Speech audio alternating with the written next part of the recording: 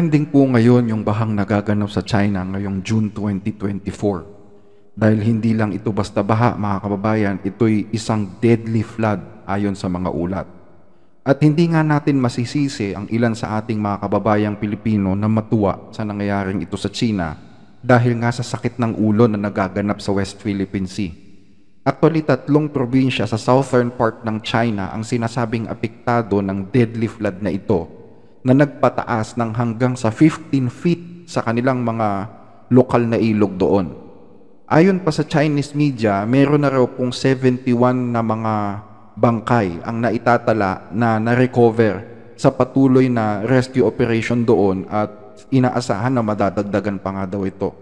Libo-libo na rin ang inilikas at milyon-milyong halaga na rin ang mga ari-arian ang nawasak. Nag-issue na rin ang gobyerno ng China ng severe rainstorm alert dahil nga po papunta na daw ang baha hanggang sa hilagang bahagi ng bansa nila.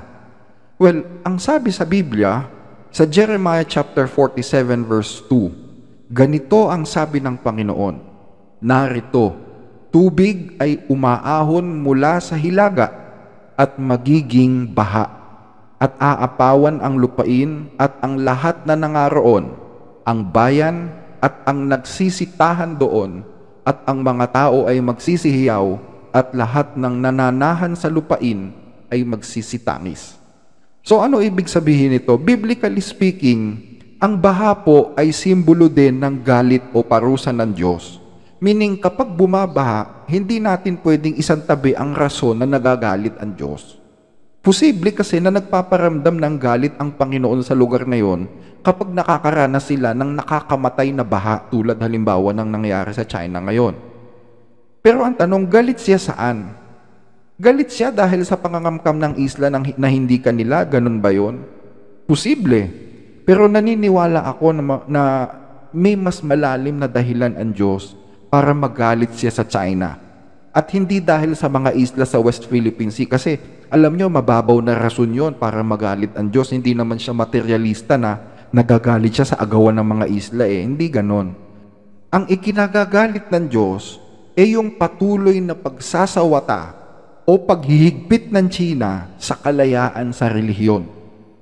Dahil sa pagiging komunista ng bansang China, bawal ipangaral ang salita ng Diyos. Hinuhuli ang mga Kristiyano, ikinukulong at pinagbabawal ang Biblia.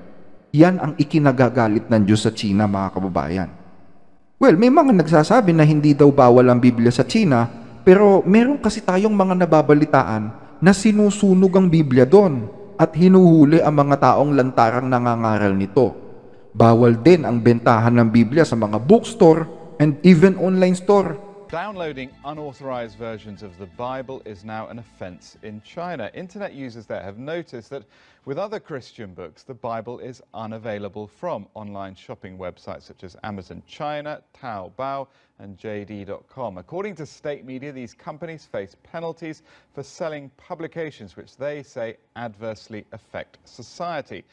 Kontrolado ang pag-circulate ng Bible through state-sponsored agency na kung tawagin ay Amity Press. Sila yung nangangasiwa ng mga aklat o ng mga publikasyon na dapat ilimbag sa China.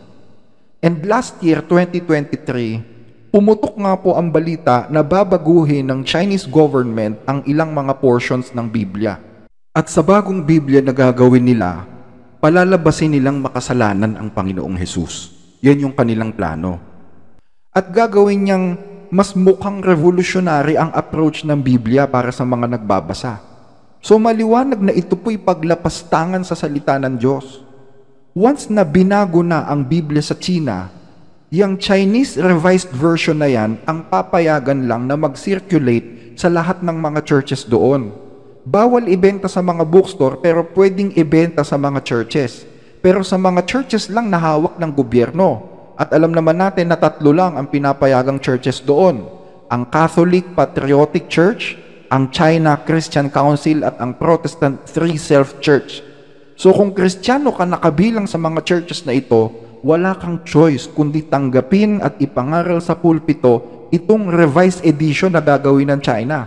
Dahil ang relihiyon mo hawak ng gobyerno. So yan ang Bibliang iiral sa China. yung revised Chinese version ng Biblia. Ang sabi sa Apokalipsis, aking sinasaksihan sa bawat taong nakikinig ng mga salita ng hula ng aklat na ito. Kung ang sino man ay magdagdag sa mga ito, dadagdagan siya ng Diyos ng mga salot na nakasulat sa aklat na ito. At kung sino man ang mag-alis sa mga salita ng aklat ng hulang ito, aalisin ng Diyos ang kanyang bahagi sa punong kahoy ng buhay, sa bayang banal na nakasulat sa aklat na ito. So malaki ang parusa ng Diyos sa sino mang mag-aalis o magdadagdag, lalo na sa magbabago ng nakasulat sa aklat na ito, sabi sa Biblia. Kaya yung nangyayari sa China na may mga matitinding baha, yan po sa aking paniniwala ay resulta ng paghihigpit nila sa salita ng Diyos. Mababaw na dahilan kasi yung mga isla sa West Philippine Sea para sabihin yun ang dahilan bakit sila pinaparusahan ng Diyos. I don't think so. Mas malaki ang galit ng Diyos sa mga taong nilalapastangan ang kanyang mga salita. Tandaan nyo yan, mga kababayan. Now, kung magpapatuloy ang China sa paglapastangan sa salita ng Diyos, alam nyo kung anong laki ng China ngayon at kung anong takaw nila sa pag-aangkin ng teritoryo, darating ang time na paliliitin sila ng Diyos. Alam nyo ba na 1/3 ng teritoryo ng China ang posibleng mabura sa mapa pagdating ng panahon? Ayon po sa pag-aaral na natuklasan ng mga siyentista, 45% ng mga urban area sa China ang patuloy na lumulubog ngayon sa dagat. Katumbas po yan ng 82 cities sa buong bansa nila na may populasyong 700 million. So gaano karaming tao ang pwedeng mamatay kapag nabura sa mapa ng mundo itong mga lugar na ito? At alam nyo ba na 16% dito ang lumulubog ng 10 mm kada isang taon? Ang hotspot po ay ang Beijing at ang Tianjin. Ang Beijing po ay lumulubog na ng 45 mm kada taon. At ang lungsod ng Shanghai ay lumubog na po ng 3 meter at patuloy pang lumulubog ayon sa pag-aaral na ginawa ng mga scientists from 2015 hanggang 2022 base doon sa mga data na ipinapakita ng satellite. So, nakakatakot ang kinakaharap ng malaki at maunlad na teritoryo ng China. Malaki ang mawawala sa kanila pag sila po pag nagpatuloy ang galit ng Diyos sa bansang ito. Maliban na lang siguro kung magsisi sila at hayaang ipangaral ang purong salita ng Diyos sa lahat ng mga Tsino, pwedeng hindi mangyari ito. Pero ang tanong, dapat ba tayong matuwa? Dapat ba nating sabihin, buti nga sa China? Yung iba kasi nananalangin na sana wag huminto ang baha sa China ngayon eh. Dapat ba yun, mga kababayan? Ang sabi sa Biblia, Kawikaan 24:17 hanggang 18, huwag kang matuwa pagka ang iyong kaaway ay nabubuwal.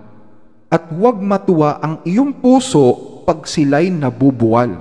Baka makita ng Panginoon at ipagdamdam ng loob siya at kanyang ihiwalay ang puot niya sa kanya.